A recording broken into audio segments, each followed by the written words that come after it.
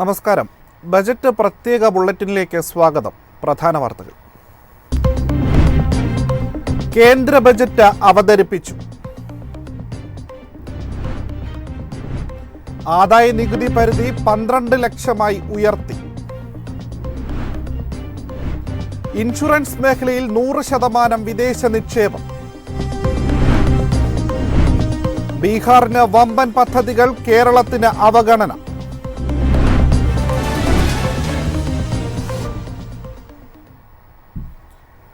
മൂന്നാമത് നരേന്ദ്രമോദി സർക്കാരിൻ്റെ രണ്ടാമത് സമ്പൂർണ്ണ ബജറ്റ് അവതരിപ്പിച്ച് ധനമന്ത്രി നിർമ്മല സീതാരാമൻ. പാർലമെന്റിൽ രാവിലെ കൃത്യം 11 മണിയോടെ പ്രതിപക്ഷ ബഹളത്തോടെയാണ് ബജറ്റ് അവതരണം ആരംഭിച്ചത്. മഹാകുംഭമേള നടത്തിപ്പിലെ വീഴ്ചകൾ ചൂണ്ടിക്കാട്ടിക്കൊണ്ടായിരുന്നു പ്രതിപക്ഷ പ്രതിഷേധം.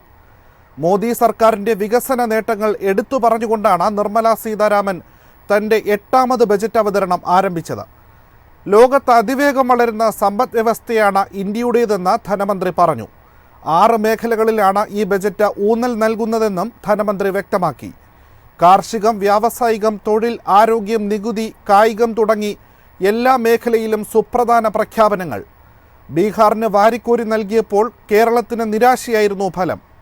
വയനാട് പാക്കേജ് ഉൾപ്പെടെ പ്രതീക്ഷിച്ച പലതും പ്രതീക്ഷയിൽ മാത്രം ഒതുങ്ങി.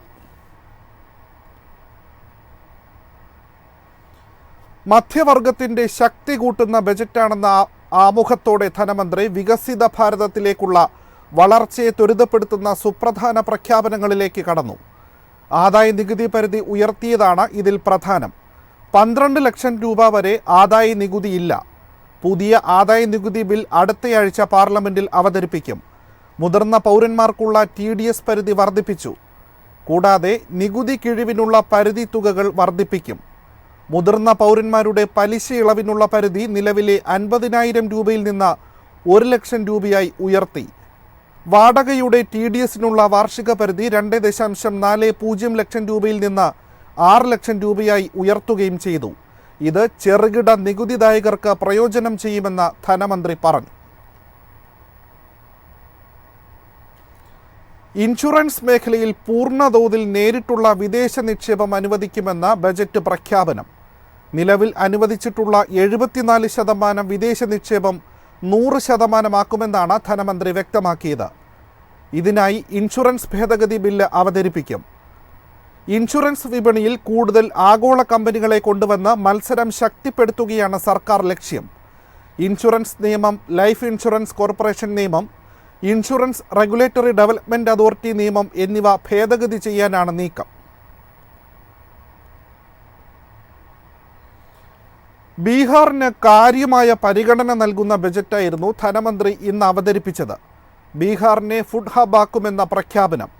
ഇതിനായി പ്രത്യേക ഇൻസ്റ്റിറ്റ്യൂട്ട് സ്ഥാപിക്കും. മാനേജ്മെൻറ്റ് ഇൻസ്റ്റിറ്റ്യൂട്ട്, മഖാന ബോർഡ് തുടങ്ങിയവയും സംസ്ഥാനത്തിനായുള്ള പ്രഖ്യാപനങ്ങളിൽ ചിലതു മാത്രം. പാട്ന വിമാനത്താവളവും IIT പാട്നയും നവീകരിക്കും. ബീഹാറിനായി ഗ്രീൻഫീൽഡ് വിമാനത്താവളങ്ങൾ കൊണ്ടുവരുമെന്നും ധനമന്ത്രി പറഞ്ഞു. കർഷകർക്കും കാര്യമായ പരിഗണന നൽകുന്നതായിരുന്നു കേന്ദ്ര ബജറ്റ്.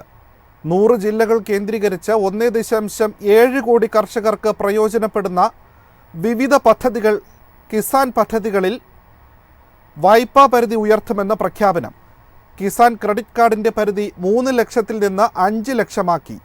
ചെറുകിട ഇടത്തരം മേഖലകൾക്ക് കൂടുതൽ പ്രോത്സാഹനം നൽകുമെന്നും ഇതിനായി 5.7 കോടി രൂപ നീക്കിവയ്ക്കുമെന്നും ധനമന്ത്രി പറഞ്ഞു. കാർഷികോൽപാദനം വർദ്ധിപ്പിക്കുക പ്രധാന ലക്ഷ്യം. ധാന്യവിളയിൽ സ്വയം പര്യാപ്തത ഉറപ്പാക്കും. PM ധൻധാന്യ പദ്ധതിയും പരുത്തി കൃഷിക്കായി ദേശീയ പദ്ധതിയും നടപ്പാക്കുമെന്നും ധനമന്ത്രി പറഞ്ഞു. സംസ്ഥാനങ്ങളുടെ പങ്കാളിത്തത്തോടെ 50 വിനോദസഞ്ചാര കേന്ദ്രങ്ങൾ വികസിപ്പിക്കുമെന്ന് നിർമ്മല സീതാരാമൻ. ഹോം സ്റ്റേകൾക്ക് മുദ്രാ വായ്പ നൽകുമെന്നും യാത്രാ സൗകര്യവും വിനോദസഞ്ചാര കേന്ദ്രങ്ങളിലേക്കുള്ള കണക്ടിവിറ്റിയും മെച്ചപ്പെടുത്തുമെന്നും ധനമന്ത്രി പ്രഖ്യാപിച്ചു.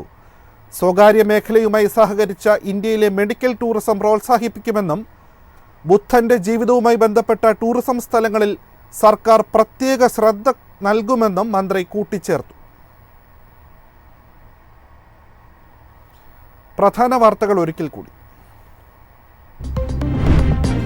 കേന്ദ്ര ബജറ്റ് അവതരിപ്പിച്ചു. ആദായ നികുതി പരിധി 12 ലക്ഷമായി ഉയർത്തി.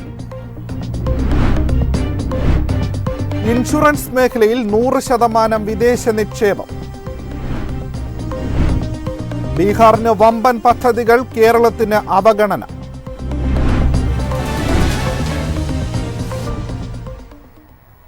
ഇതോടെ ബജറ്റ് പ്രത്യേക ബുള്ളറ്റിൻ സമാപിക്കുന്നു. നമസ്കാരം.